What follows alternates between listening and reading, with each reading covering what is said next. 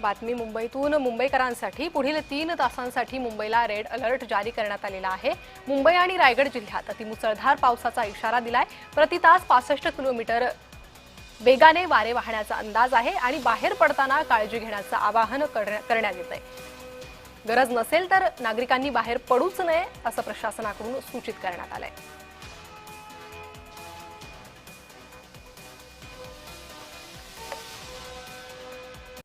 3 दिवसापासून मुंबई आणि मुंबईच्या उपनगरामध्ये सतत पाऊस पडत आहे आणि काल मध्यरात्रीपासून देखील मुंबई आणि मुंबईच्या उपनगरामध्ये पावसाने हा जोर धरलेला आहे।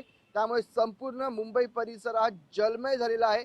किंग सर्कलचा परिसर आपण बघितलं तर या ठिकाणी नदीचं स्वरूप आलेलं आहे। त्यामुळे जास्त त्रास हा नागरिकांना या ठिकाणी होत आहे। रस्त्यावरती ट्रॅफिक झालेला आहे आणि या ट्रॅफिक मध्ये 4 व्हीलर असतील 2 व्हीलर असतील त्या बंद देखील पडत आहेत आणि या ठिकाणी नागरिक आपण मिळतं 2 व्हीलरला धक्का मारून घेऊन जाताना दिसत आहेत। आणि या ठिकाणी रेल्वे सेवा देखील आपण बघितलं तर 25 ते 20 मिनिटं उशिराने धावत आहे। मध्य रेल्वे सेवा असेल पश्चिम रेल्वे सेवा असेल ही उशिराने धावत आहे। त्यामुळे नागरिकांनी घराबाहेर पडताना काळजी घ्या आणि काम असेल तरच घराबाहेर पडा असं आव्हान देखील प्रशासनाकडनं महानगरपालिकेकडनं आणि हवामान खात्याकडनं हा करण्यात आलेला आहे।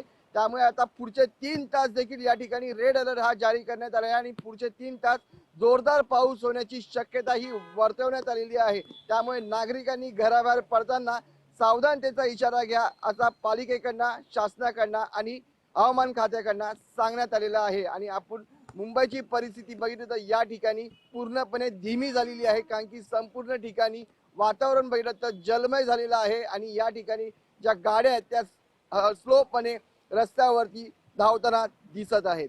व्हिडिओ जर्नलिस्ट विजय देशमुखसह मनोज जायकर, जय महाराष्ट्र न्यूज, मुंबई।